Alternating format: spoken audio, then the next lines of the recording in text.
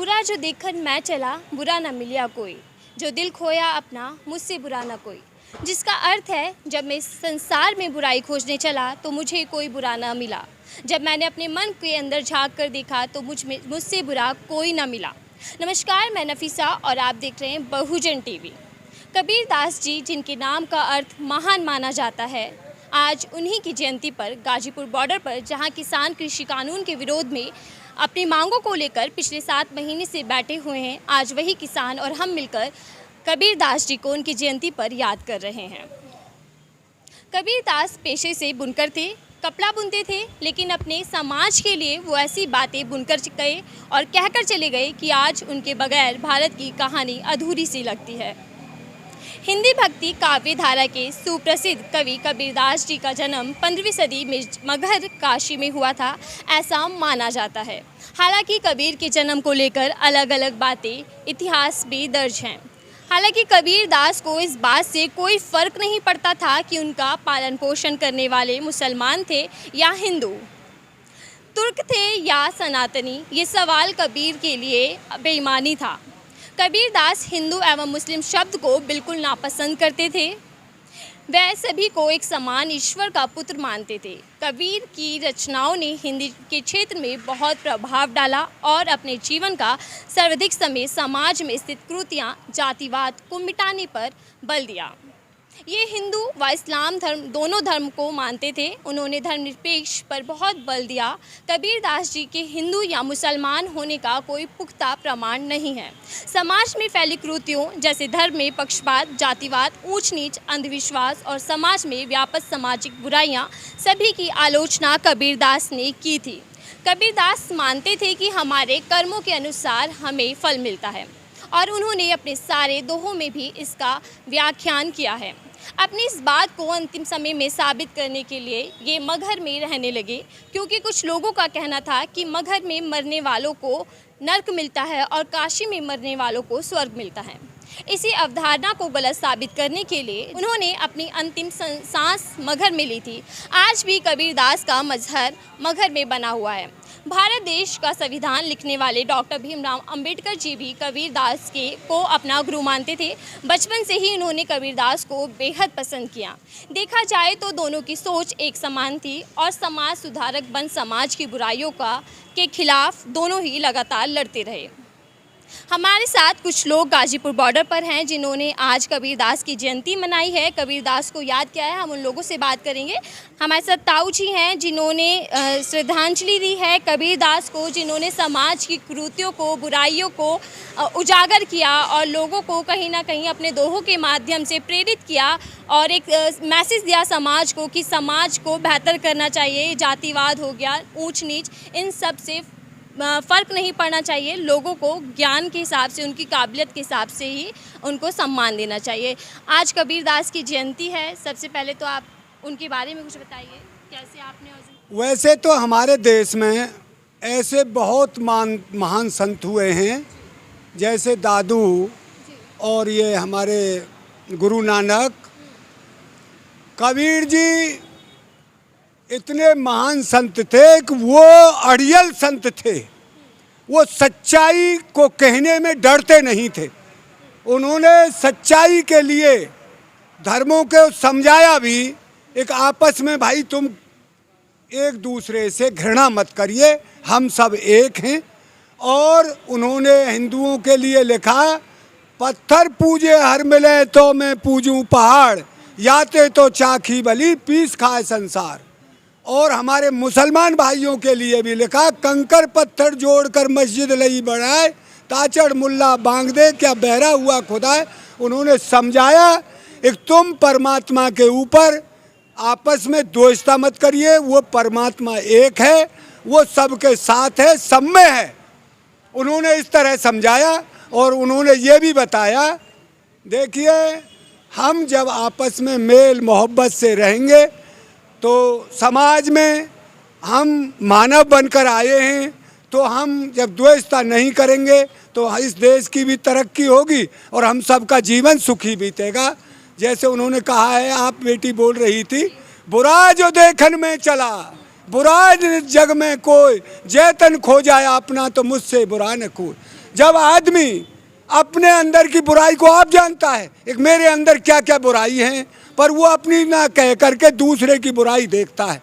इसलिए ही यह घृणा का विषय है। पहले अपने आपे को सुधारिए, तो फिर दूसरा आपको बुरा दिखेगा ही नहीं कोई। जब मैं जैसा हूँ वैसा जमाना है, यह है इसका अर्थ। आज क्या हो रहा है, आज उसका उल्टा हो गया है। अरे एक दूसरे का कोई अच्छा नहीं लगता।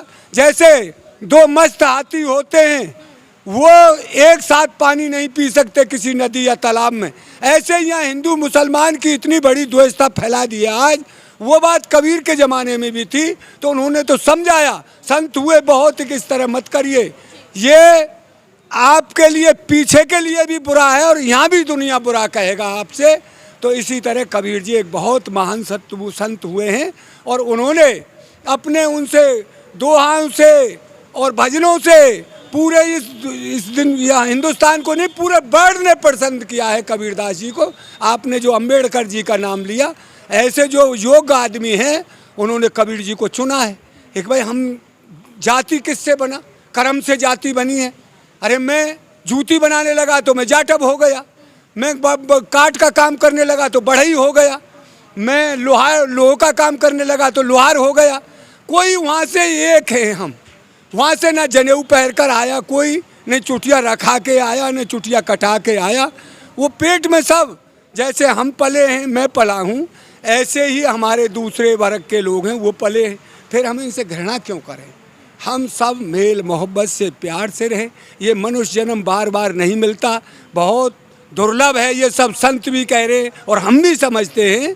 तो हम पहले तो द्वेषता को नकारें, किसी के साथ द्वेषता ना करें, यही हमारे संतों ने बताया है।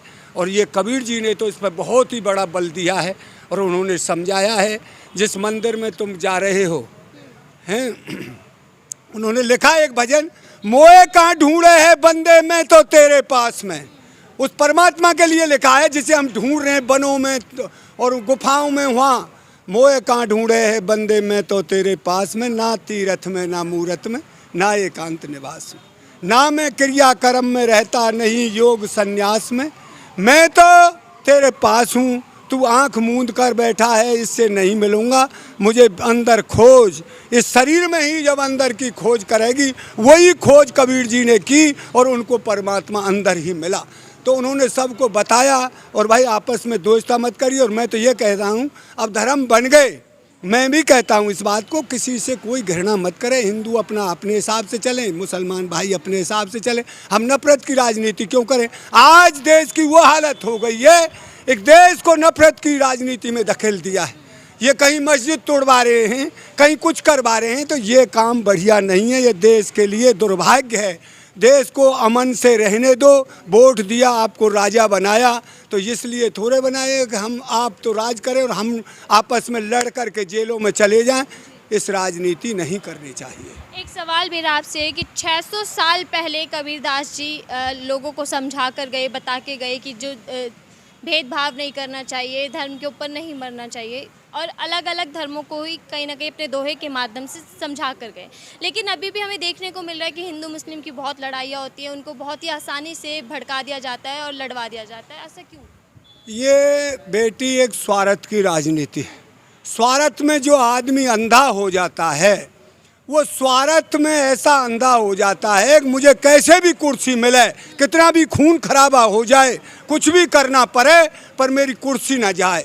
ये है स्वार्थ से हो रहा है ये सब काम। उसे इस जनता से कोई प्रेम लेना देना नहीं है, वो स्वार्थी आदमियों का काम है। जैसे अब हमारे जो फिलहाल प्रधानमंत्री जी हैं, वो कहते थे भाई मेरी माँ बर्तन मांजती थी, मैं गरीब का बेटा हूँ।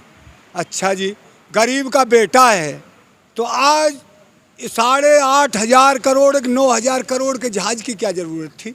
आज तो देश इतनी आर्थिक स्थिति खराब हो गई है देश की।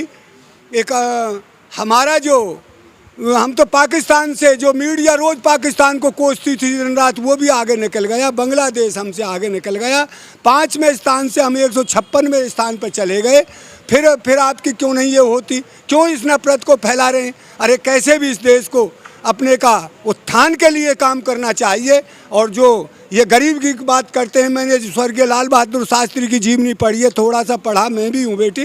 वो नदी थी उनके यहाँ से स्कूल जाने के लिए, उस नदी में बेचारे के पास पैसे नहीं थे, उसका गरीब परिवार था, तो वो अपने कपड़े टाँट पर बांध करके और रख करके ऊपर और दूसरी नदी पार करके जब पहनते थे, और लाइट में, बिजली नहीं थी उनके यहाँ, कोई साधन नहीं था जो सरकारी या कोई वैसी लाइट जुड़ती थी, वहाँ पढ़ते थे रात में। और आज लाल बहादुर शास्त्री ने जो देश के लिए किया वो किसी से छिपा नहीं है। और इतनी तंगी में जब देश एक बहुत मजबूरी में गुजर रहा था, जब स्वर्गीय लाल बहादुर शास्त्री बने, यहाँ अन्न नहीं था खाने के लिए, और चीज़ की तो कही क्या जाए।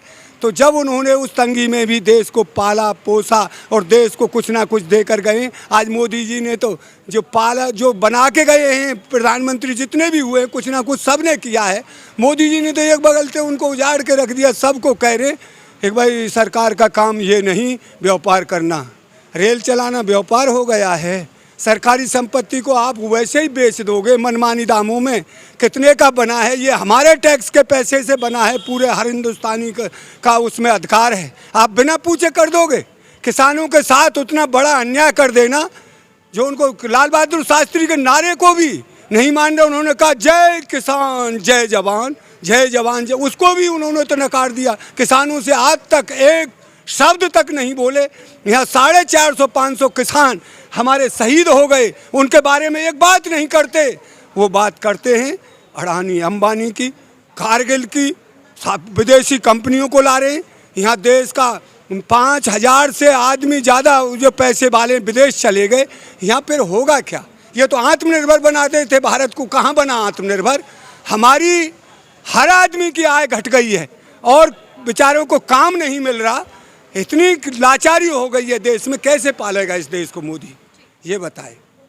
हरेंद्र ताऊ जी, आज कबीर दास जी की जयंती है, जिन्होंने हमेशा जो जात पात हो गया, जो भेदभाव हो गया, धार्मिक चीज़ों को लेकर, और यहाँ तक कि जो सामाजिक बुराइयां हैं, जो हमारे समाज के अंदर कुरीतियाँ हैं, उन सब को लेकर लड़ाई लड़ी है। ठीक है, तो अभी भी समाज के अंदर वही मौजूदा हालात हैं, उस पर आप क्या टिप्पणी करना चाहेंगे? देखिए, सबसे पहले तो देशवासियों को कबीर दास जी की जयंती पर कोटि कोटि नमन, क्योंकि वो समाज सुधारक थे।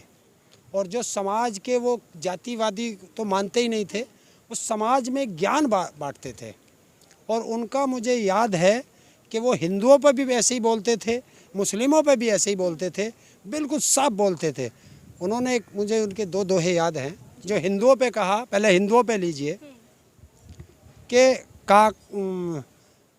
पाहन पूजे हरि मिले, पाहन पूजे हरि मिले, तो मैं पूजूं पहाड़, ताते तो चाकी भली, जो पीस खाए संसार।